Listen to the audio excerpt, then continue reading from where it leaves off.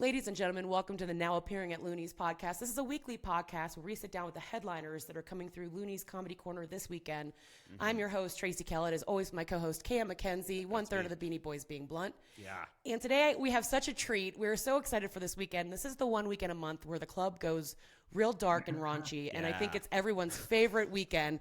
Yeah. So, guys, give it up for Joe Caliz. Yeah, there's a packed room in here cheering. Yeah, it's a packed room, man. Fill it out. Hell yeah. What's up, Joe? Not much. How you guys doing? Good, man. Good. Thank you so much for sitting down and talking with us. You were probably the most highly anticipated person for us to talk to because we're such big fans of yours. Yeah, we talk about like this. Your name gets spread around Loonees a lot when we're just talking about upcoming weekends because they're like, well, it's going to be nuts. Yeah, Caliz is coming through. And I'm not just tooting your horn over there. That's you're sweet. I'm going to show up. There's going to be 12 people. Die-hard fans. Yeah. Die-hard fans. Their laughs will fill the room, damn it. I do have at least 12 friends I can bring, so it'll be a show. Yeah, it's more than me, and I live here. I'll bring one. We'll make it a baker's dozen. We'll be good. So, Joe, we wanted to talk to you really quick about your comedy style. You know, you are known for being a little on the darker, a little more blue. Is that something that you just started writing and you're like, this is who I am and I'm just going to double down? Or is there like a clean 45-minute Joe Caliz set out there on the internet somewhere that we could dig Caliz? up? Yeah, corporate Caliz. When I started, I was actually squeaky clean. I do really clean one-liners. I wore a tie all the time. And, hell yeah. And then, I don't know, somewhere I just can't imagine that. That wasn't me, so I just started saying terrible things, and I thought that's funny, and then I just started doing it, and the crowd thought it was funny too, so I don't think I'm that dark, but apparently people disagree with me. You're just saying what you think is funny, that's cool that it's your genuine self coming through. I like that you did squeaky clean. That's impressive. Yeah. Like Joseph Caliz. It's so hard to write. I used to do retirement homes and assisted living centers and stuff for old people. Like when I first started, those were the gigs I would get. I think you should do that now, honestly. Yeah, with the stuff you're doing, do with this tour. That's great. I wish I could. I feel like I would mess up in the middle and drop a racial slur or something, but I feel like the old people would be all right with that. Like, I was gonna say that's kind of their your target bread and audience. That wouldn't go they wouldn't scoff at that at all. Well, on the flyer, it's funny they put for the next week, and they put a heavy R or something. There's a joke, please, like heavy R, and somebody asked me what does that mean. I said I think that means I might use a hard R at some point. Yeah, I'm not sure what that means exactly. Whoever's making the posters is setting you up. Yeah. I don't know. That's kind of a layup. That's great for you. Yeah, you don't even have to say it now. It's already been set on the poster. So when I bring my Christian set out of nowhere and people are upset about it. You should just do one of your nights just squeaky clean. Early show Friday, squeaky clean, bust out the tie. Was I run? I'll probably walk more people with that than with all the other stuff that I'm saying. Absolutely. Yeah, maybe. I don't think you're going to be walking. I think this weekend is so nuts because people come in and they're watching other comics and they'll be like, hey, when's Caliz coming in? It's like, and we have that show, The Dark Hour now, that's ran by Charlie McMullen and John Brown and Luke Stamm. And they're going to be working with you guys. Those guys will be working with you all weekend. Yeah. And the audience comes out in droves for that show. They sell out Thursday. They just want the dark stuff. They just want the edgier stuff. And it's one of my favorite shows I've done here because you write a certain way and you're like, man, this is just so fun to just let loose because you're like, oh, I don't care about ruffling any feathers. I just get to ruffle every feather. Exactly, yeah. That's the way it's supposed to be. That's why people come to a nightclub to hear dirty jokes. That's kind of the point. Right. If you can be silly and crush a room, that's impressive. But it's just so much more fun to just be yourself too. Absolutely. You just mentioned some of the weird gigs, but is there like a gig that went really wrong that you remember that kind of sticks out that you don't get to talk about, or just like a weird one where they didn't know you were like they expected you to be clean and you went dirty? Oh no, I did one. There was it was a fundraiser for some Jewish community or something, and most of my act is anti-Semitic, but because I'm a hack and I got two tricks. It's either black jokes or Jew jokes, and they're like, "Could you not do the Jew it's America. stuff?" And I'm like, "Well, that's my whole act." So We're like, "That's 20. That's a solid 25." Yeah. You're asking me to do 15 about black people? That seems really targeted. Yeah. If I can bounce it off two different things, let's see. Well, and then I got like a whole chunk about Sammy Davis Jr., and that's like two groups at once. Yeah. But I did one in what's that? Castle Rock. A long time ago, there was some open mic, and I just went up. I just showed up, and I got booed off the stage on that. That's the only time I've been booed off stage. But it was an open mic, Was so that I an didn't feel open too mic bad. in Castle Rock? Yeah. Shout out. Shout Hey, out. everyone in Castle Rock, just up north, come down for the show. Shout out to the outlets. That's Yeah. all that Castle Rock has now, Yeah, right? it's just an outlet mall. Yeah, they really. booed you off stage at an open mic, and now they're nothing but outlets. Yeah, That's yeah. what a Outlets. shame. Yeah. Who won in the end? You just have H&M. I'm good for the economy, though. If you want to start some businesses, just have me bomb on stage, and then you'll have like a bunch of Right. retail shops open up the next week. Yeah. Maybe The you'll get the highway Gold's expanded. Gym open over here this weekend. Oh. That's a goal. I would love that. It's been out of service for years. Fix the streets or something. So we mentioned John Brown and Charlie and Luke Stam that are going to be working with you Yeah, this Luke weekend. Sam is a really good friend of ours. Yeah, he's our son. Yeah. So do you have any advice for comics who they just know they want to write dirty and dark and they don't really get the opportunities that other comics that obviously have cleaner material have? Do you have any advice for them? Oh, I mean, write clean. Just do it. Because otherwise you'll be broke forever. And, Jettison equipment, Yeah. write clean. well, and just learn to write in general, because I think the problem is a lot of people try to be dirty, but there's not. You got to have a strong punchline. You know, it's got to be funnier than Yeah. it is dark. Otherwise, people Right. don't like it. And so if you don't have the experience just writing the stuff, then you just start saying terrible things. Like, I don't know why my Yeah. Hitler AIDS stuff isn't going over. I don't know. They didn't connect the dots like I did. What the hell? Well, it's like in school, like you just say something so shocking that like you get in trouble. But if you say something shocking and funny, the teacher laughs, and then Right, you don't and then get you're in fine. trouble. Yeah. So like, aha, I won. Yeah, it has to be worth going to hell for laughing.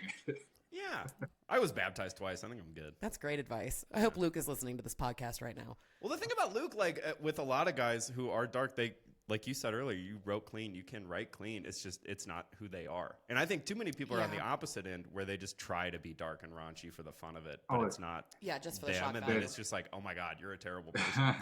That's the other part Like, of it. these jokes, they work. Somebody asked me how I get away with some of the stuff, and I said, well, the secret is you just have to really mean it. Otherwise they know it's fake, you know? You just Yeah. really have to have hate in Yeah, your just- heart. I mean, and that it translates. The audience they're not dumb. Yeah, it's hard to hate on authenticity. So Yeah, if someone sounds like they're yourself. pretending to be terrible, then it's like they sacrifice their own soul, and it doesn't. yeah. That's good. So we mentioned earlier before we started rolling, I'm coming out to Vegas. I'm going to be on a roast show with you next week, or no, in a couple weeks, 3 weeks. Yeah, like in May. Sorry, I have no concept of time. And I'm really excited for that. And you mentioned other roast shows they used to do in Vegas. Do they still have a bunch of roasts out there that you participate in, or Is is it this as kind of like a popular? one-off thing? No, yeah, so there used to be like Stephen Roberts ran a thing for a while, and then Shout out Steven, love I don't him. know if you know Bobby Wayne Stotts. He It's a good name. Yeah. Sounds like a serial killer, but that's a good name. he's like a redneck country dude. He's a good dude. But yeah, he used to run a thing called WrestleMania, and then I had a thing for like a little while that I did a little roast battle, and now there's a club out here, Wise Guys, and they do roasts every month, a roast battle. Oh, nice. And That's awesome. so it's nice. Like the shows come and go, but there's always been some roast battle of something Yeah. going on. There's always people being Vegas. mean to friends. Yeah. yeah. Yeah, it's good. Friendships broken and friendships made.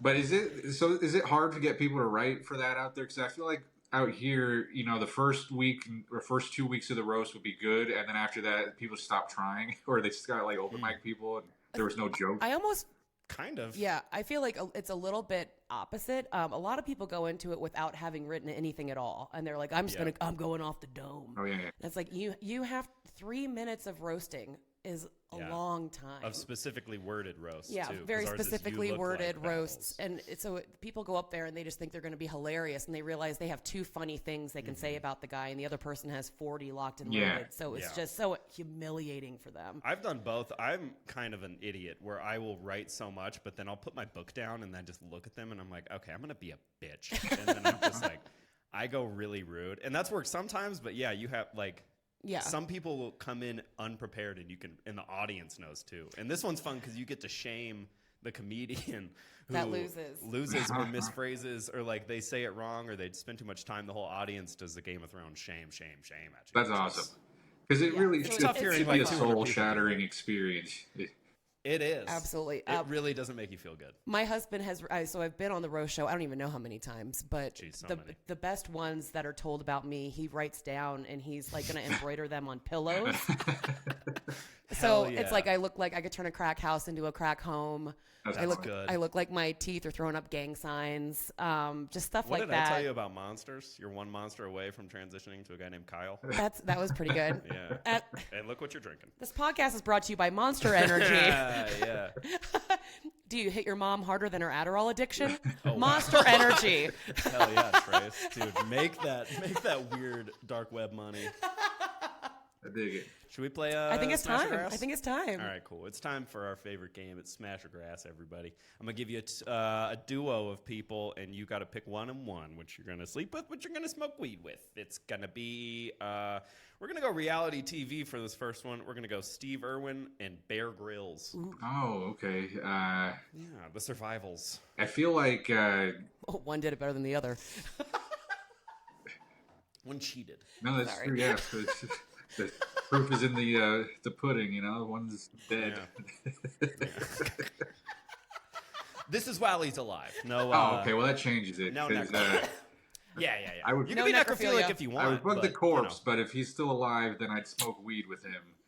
Sure. So I guess it's kind of a If living Steve Irwin, I'll smoke weed with, and then what was the other dude? Bear Grylls. Bear Grylls, yeah. Yeah, I guess he doesn't seem fun to smoke weed with, but he also seems like he'd be very dominant, and I don't know that I'd be into that either. So Yeah. It'd be like an arm wrestle, really, the whole night. I might have to smoke like you weed first, and then.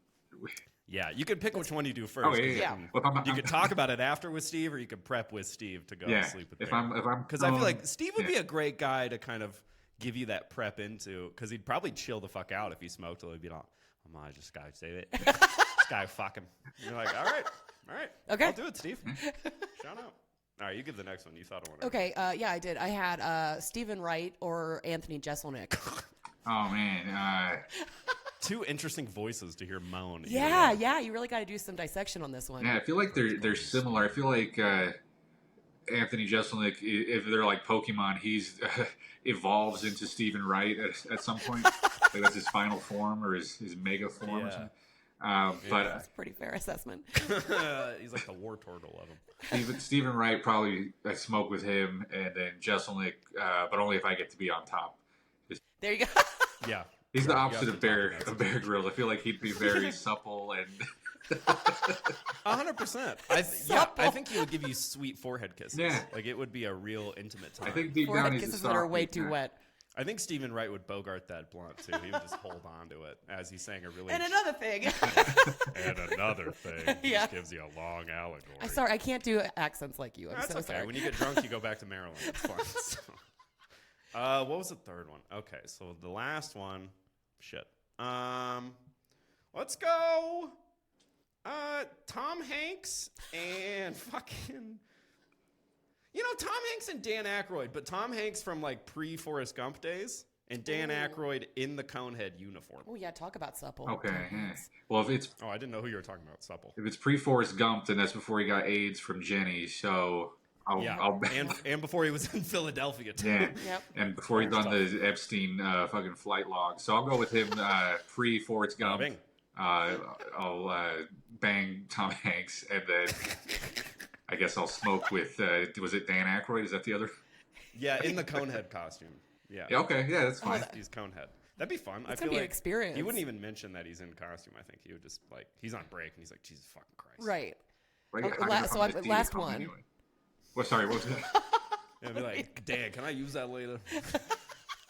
Give me that cone. John Goodman, circa 1992 Roseanne, or John Goodman now? Okay, damn. All right. Okay. Yeah, you're getting two bisexuals asking you, just a bunch of men you're gonna sleep with. I'm sorry. I guess it'll be John Goodman from Roseanne. I'll smoke with him. Yes. Smoke with him? Hell yeah, in that lumberjack outfit. And dude. then like Dan the drywall man. plus size, like extra large Goodman. I guess he could do whatever he wants with me, but it's got to be like that movie where he kidnaps those people and puts them in the bomb shelter. You know what I'm talking about? Yeah, a Cloverfield. Yeah. Yeah, as long as it's Dude. that scenario, then I'll say I had no choice. I was locked in there. It's an escape room with Perfect. John Goodman. You guys keeping me alive. What could I did least I could do. John Badman. Oh my God. I would marry Oh Brother Where Art Thou, John Goodman. Yeah, Where he's after he preaching- beats the shit out of the people. Yeah, Where he hits me with that baseball bat thing after he reads a Bible. Oh my God. You have a lot of childhood religious trauma. Yeah, I do. So we're so excited. You're going to be here at Loonees Friday and Saturday. Are you popping 2 in for the shows a dark night. hour too? Are you here Thursday? I'm Oh, flying no. in This Thursday's an open mic. Yeah. Oh, right. I might, That's if right. I get there early enough, I might swing by. But I think I get in at like 8 o'clock. Oh, okay. It's an open mic, so skip it. Okay. Unless we could boo you out like Castle Rock, that'd be fun. Yeah, if you want us to, we'll just boo you off stage I'll after a boost minute. The economy of the Springs. It'll be nice. Finally sell those mushrooms. So there's 2 shows, Friday and Saturday, 7 o'clock, 9:30. The tickets are selling out. I confirmed out with the owner today. So Nice. looneescc.com if you want to get whatever are left. It's slim pickings. Slim Joe pickings. Joe Caliz, thank you so much for Thank you, speaking Joe. with us today. We're so excited to see you this weekend. I'm excited to be there. I'll see you guys this weekend. Cinco de Mayo. Awesome. Sir. Yeah. This has been Yeah. Now Appearing at Loonees. Check us out next week. Bing bong. Come on down to